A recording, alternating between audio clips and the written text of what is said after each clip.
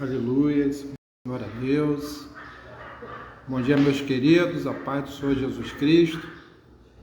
Uma manhã de feriado no Rio de Janeiro.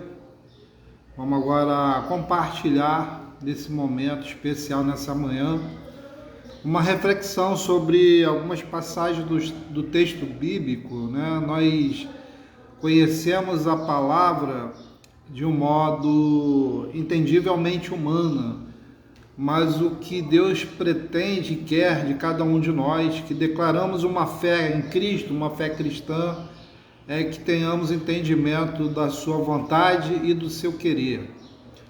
Nós sabemos que pela nossa fé nós somos salvos, mesmo no mundo caído, mesmo no mundo errado, mesmo numa multidão de pecados. Nós cremos pelo amor, pela misericórdia de nosso Deus, nosso Pai, em Jesus Cristo, seu Filho amado, que nós somos perdoados de todos os nossos pecados. Por isso e para isso, Jesus morreu, se entregou à sua vontade e morreu por nós para nos dar essa liberdade, uma liberdade de ter a certeza e a convicção através da fé que nós seremos salvos pela graça, pelo amor, pela misericórdia de nosso Deus, pelo sangue de Jesus Cristo, pela sua morte e a sua ressurreição ao terceiro dia. Ressuscitando, Ele nos dá a certeza dessa vitória. Eu quero meditar com os amados sobre um tema muito importante na fé cristã. Nós conhecemos o Antigo Testamento e o Antigo Testamento vai nos dizer, nos direcionar pelos mandamentos de Deus, os mandamentos colocados ali, os 10 mandamentos, e precisamos entender que o propósito desses 10 mandamentos não era condenar a humanidade, não era condenar os seres humanos, mas ensinar o ser humano a não cometer os erros prejudiciais a si próprio, porque todo pecado ele tende e direciona para a destruição da própria pessoa. Então, o pecado é uma arma mortal para cada um de nós, a qual nós puxamos o gatilho dessa arma apontada para as nossas cabeças. Assim é o pecado. O pecado leva à destruição do próprio ser humano. Aquele que peca condena a si próprio. E a gente precisa entender que, mesmo errando, porque vamos continuar nesse mundo de pecado, vamos continuar caindo na tentação, precisamos resistir o mal para que ele fuja de nós, precisamos resistir o pecado para que a gente não seja consumido por ele. E Deus nos direciona nesses mandamentos, porém nós sabemos que na graça, esses 10 mandamentos que traziam para o homem ali uma direção de não errar, para que o homem não vivesse uma vida errônea, uma vida de trevas, mas sim uma vida de luz através dos ensinamentos da lei. Então nós sabemos que a graça de Cristo ela vem mantendo esses mandamentos, porém Jesus ele não coloca a lei, o fardo da lei sobre a humanidade na sua morte e ressurreição, mas ele coloca uma coisa mais importante ainda, chamada responsabilidade, ou seja, nós somos livres em Cristo, nós somos libertos em Cristo, porém nós não somos livres e nem libertos da responsabilidade por essa dádiva de Deus, por essa bênção de Deus sobre cada um de nós, tendo a graça de Cristo nas nossas vidas. Eu quero compartilhar com vocês aqui um pouquinho sobre responsabilidade aos olhos da fé cristã, aos olhos da palavra de Deus, que é a verdade. Então, em Gálatas, capítulo 6, no versículo 1, vai dizer assim, o apóstolo Paulo escreveu à igreja de Gálatas, capítulo 6, no versículo 1. Irmãos, se alguém for surpreendido em alguma falta, vós que sois espirituais, corrige-o com espírito de brandura e guarda-te para que não sejais também tentado. Então, queridos, através desses 10 mandamentos que Deus lançou no Antigo Testamento, Jesus ele vai trazer uma direção de 2 mandamentos de extrema responsabilidade. Quais são esses mandamentos de extrema responsabilidade cristã? É amar a Deus de todo o seu coração, de toda a sua alma, de todo o seu entendimento, e amar ao próximo como a si mesmo, a ti mesmo. Então, lembrando que o pecado ele destrói a nós mesmos, e a gente precisa ter essa responsabilidade no amor a Deus e no amor ao próximo. E aqui vai ensinar, por exemplo, no versículo 1, o apóstolo Paulo vai dizer assim: se alguém for surpreendido em alguma falta, vós que sois espirituais, corrige-o com espírito de brandura e guarda-te para que não sejais também tentado. Ou seja, eu falei sobre a tentação do pecado, ela corrói quem crê em Jesus e ela corrói também a quem não crê em Jesus Cristo. Então a gente precisa ter a maturidade cristã, precisamos ter essa responsabilidade cristã, não somente na nossa vida, de nos guardar da tentação do pecado, mas também corrigir aquelas pessoas que têm desejo pecaminoso. Por exemplo, se você trabalha num lugar e conhece alguém que está sendo tentado a trair a sua esposa ou trair o seu marido, se você conhece alguém desse tipo e você sabe que isso é pecado, que isso vai levar à destruição dessa pessoa, você precisa, dentro da sua convicção de fé, sua declaração de fé, da verdade,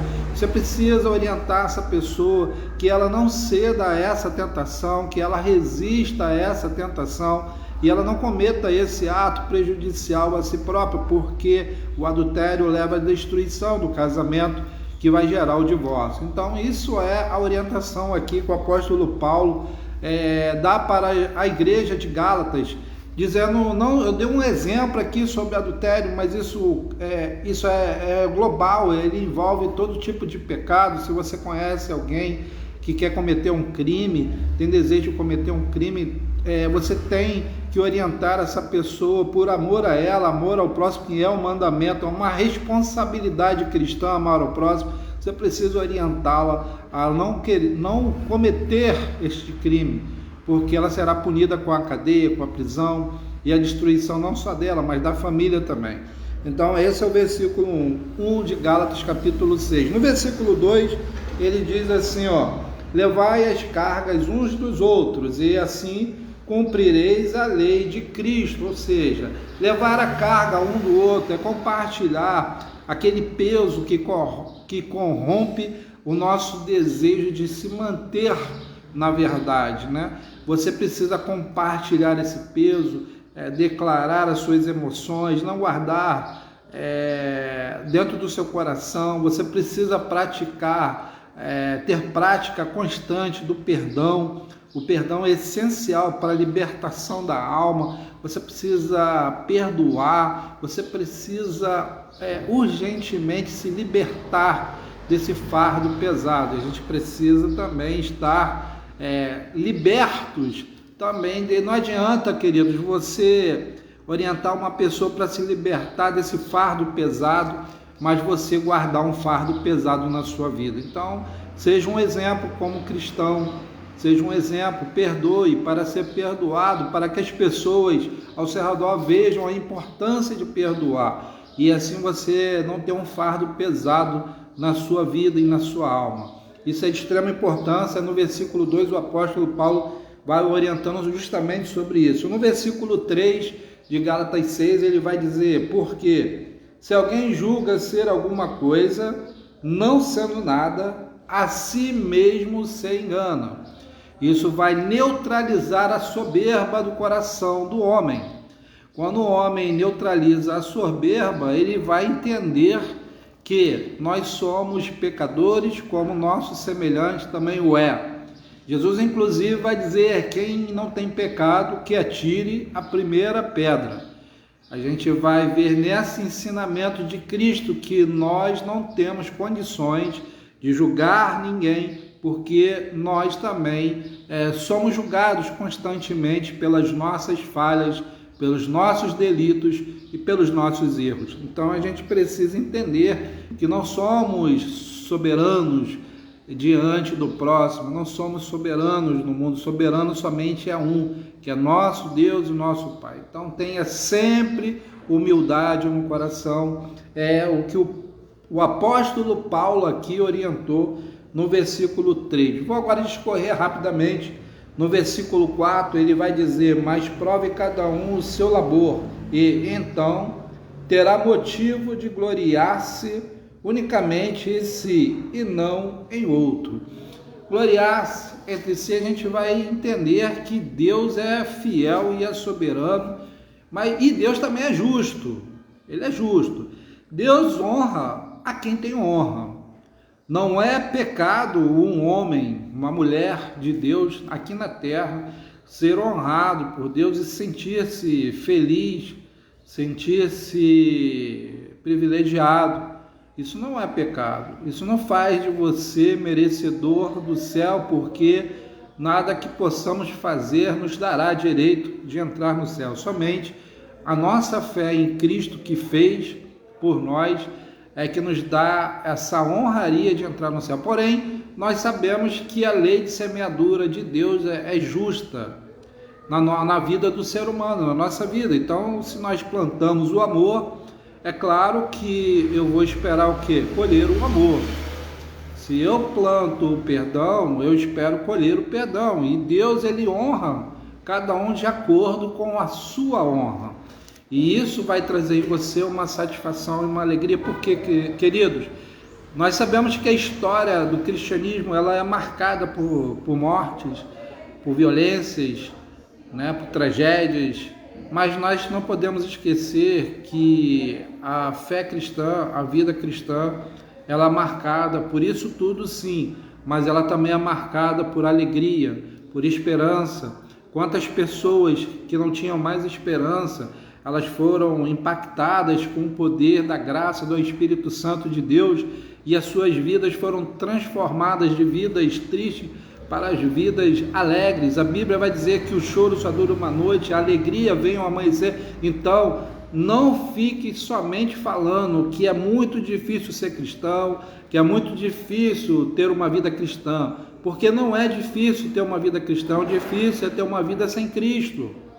Isso é difícil. Isso não quer dizer que eu tenho uma vida cristã, eu não vou passar dificuldades, não é isso, mas a Bíblia nos garante que milhões de doentes foram levados à presença de Jesus e todos foram curados. A mulher do fluxo de sangue, há 12 anos ali sofrendo, e ela foi levada à presença de Cristo e ela foi curada. Então, eu acredito que depois da cura da mulher do fluxo de sangue, ela se tornou uma pessoa muito feliz. Ela teve um momento muito feliz na vida dela. Então, a fé cristã é difícil, como a vida de qualquer um sem Cristo. A dificuldade é para todos, o sol nasce para todos, mas nós não podemos deixar de anunciar às pessoas que mesmo na dificuldade temos Deus olhando por nós e temos Deus pelejando às vezes as batalhas que nós não conseguimos vencer. O Senhor peleja e vence por nós, tá bom, meus queridos? Então no versículo 4 é isso aí, isso vai gerar uma alegria e você tem que se alegrar, você tem que ser uma testemunha de Deus. Isso não é pecado. Deus honra quem tem honra, alegrai-vos no Senhor, porque a alegria do Senhor é a nossa força. No versículo 5, o apóstolo Paulo continua: porque cada um levará o seu próprio fardo. Claro que a salvação é individual, as dificuldades são individuais, a minha vida ela é do meu domínio, da minha responsabilidade. Então, por eu ter responsabilidade na minha vida, Deus vai permitir que eu responda pelos meus atos.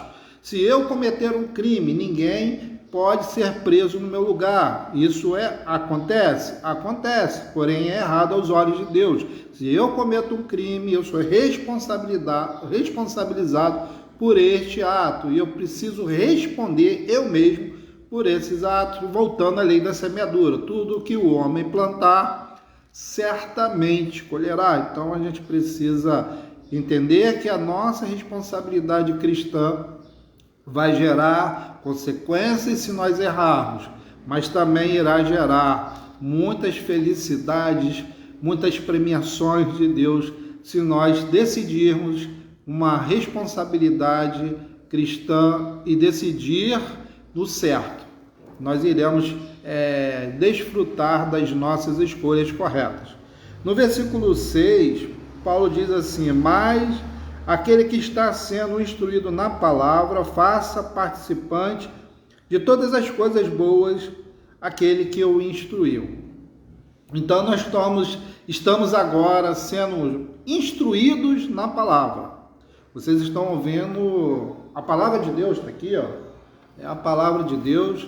E aqui no versículo 6 ele vai dizer que se nós estamos sendo instruídos na palavra, devemos ser praticantes da palavra, não somente ouvir, mas também agir de acordo com aquilo que nós ouvimos. Nós sabemos que a fé vem pelo ouvir a palavra de Deus, mas não basta apenas ouvir e não fazer nada, meus queridos. Você tem que ouvir e praticar o que você está ouvindo. Você precisa ouvir e acreditar que é da parte de Deus para o seu bem, porque tudo que vem da palavra de Deus é para o bem do homem. Deus não precisa da sua palavra, mas nós precisamos da palavra de Deus para vivermos melhor, para seguirmos uma direção melhor e para termos um futuro melhor. Porque nós sabemos que o propósito de tudo isso que está na Escritura, todas as passagens bíblicas, toda a palavra de Deus, é para gerar no nosso coração a certeza de que toda dificuldade que nós passamos aqui e conseguimos nos manter na responsabilidade da fé, porque a Bíblia fala que o justo viverá pela fé. Nós sabemos que seremos retribuídos, mesmo que não sejamos retribuídos aqui na terra. Nós seremos retribuídos com certeza plena no reino do céu. Tá bom, meu querido? Então, meus queridos, está aí, Gálatas 6, do 1 ao 6. Decorri aqui esses textos, né? Uma reflexão, um pensamento, uma direção, uma orientação do Espírito Santo do Senhor para nós nessa manhã. Quero agora terminar com uma oração abençoando a sua casa, a sua vida, a sua família, seja você quem for, seja onde você estiver, que essa mensagem te alcance, que essa oração te abençoe, em nome de Jesus. Senhor Deus, eterno Pai, nesse momento encerro agora essa live, agradecendo pela oportunidade de estar aqui, mesmo na condição de pecador. O Senhor tem permitido que eu seja um instrumento de bênção para aqueles que estão ao meu redor e para aqueles que assistem as mensagens que eu prego na Tua vontade e no Teu querer. Ó Pai, abençoe cada um nessa manhã, tanto a minha vida, minha casa, minha família, como a vida e a família de todos aqueles que acreditarem nessa passagem que eu ministrei nessa manhã.